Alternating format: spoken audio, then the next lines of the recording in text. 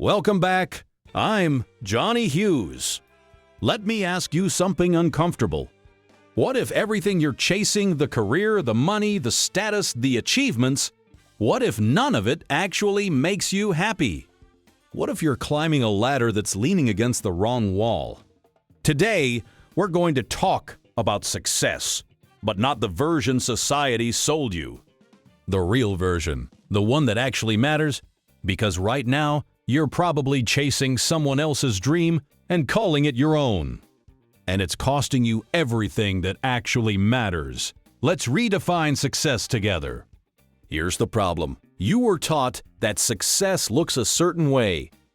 Good grades, good college, good job, promotion, bigger house, nicer car, more money, more prestige.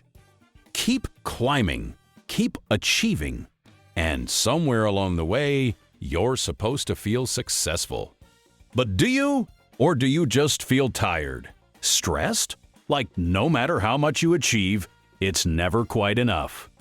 That's because you're measuring success by someone else's ruler, and you're wondering why you don't feel successful even when you check all the boxes. Look at what we're told is success: the corner office, the title, the salary, the recognition.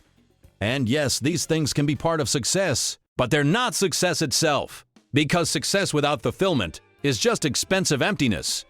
Achievement without purpose is just exhaustion with a good salary, and status without meaning is just a fancy prison. You can have everything society says you should want and still feel like something's missing. Because something is missing. You are. So how did this happen? How did you end up chasing a version of success that doesn't even fit who you are?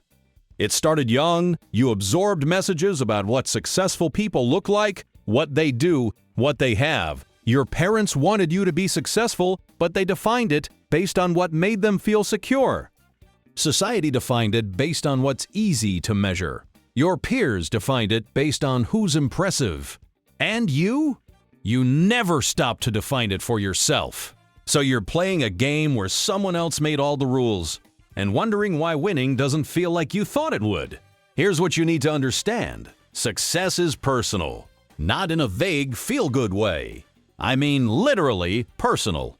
What makes me feel successful might make you feel trapped.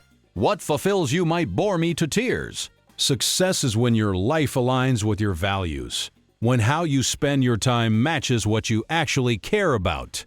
When you look at your days and feel like they matter, that's success. Everything else is just achievement, and achievement without alignment is hollow.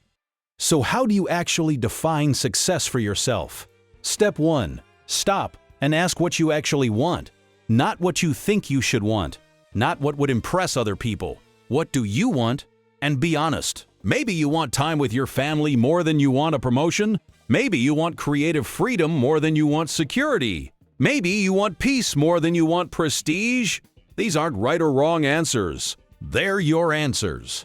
And until you know them, you're building a life based on guesses. These questions are uncomfortable because they require honesty. And honesty means admitting that maybe the path you're on isn't the path you actually want.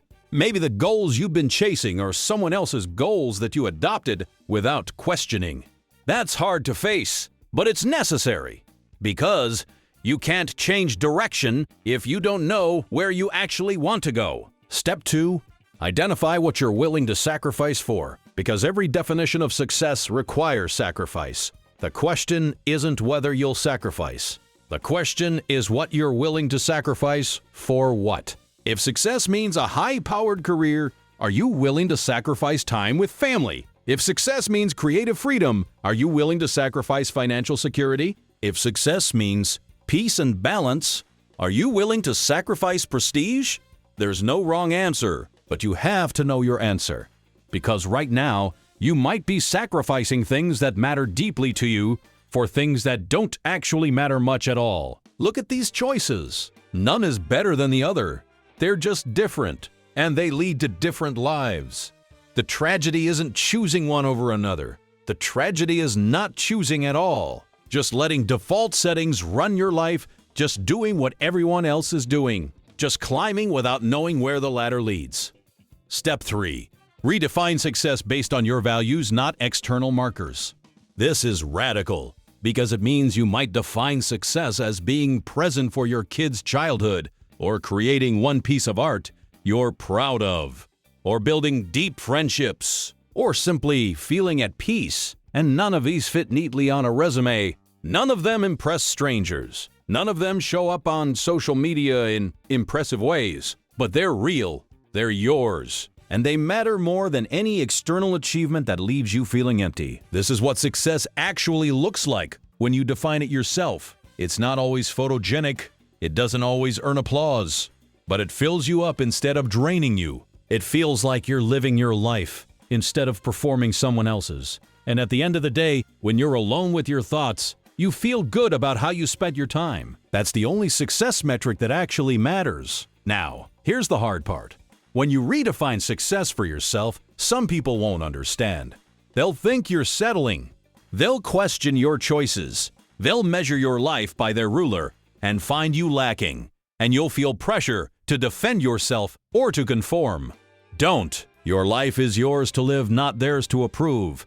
Their confusion is not your problem. Their expectations are not your responsibility. You're not here to live an impressive life. You're here to live a meaningful one.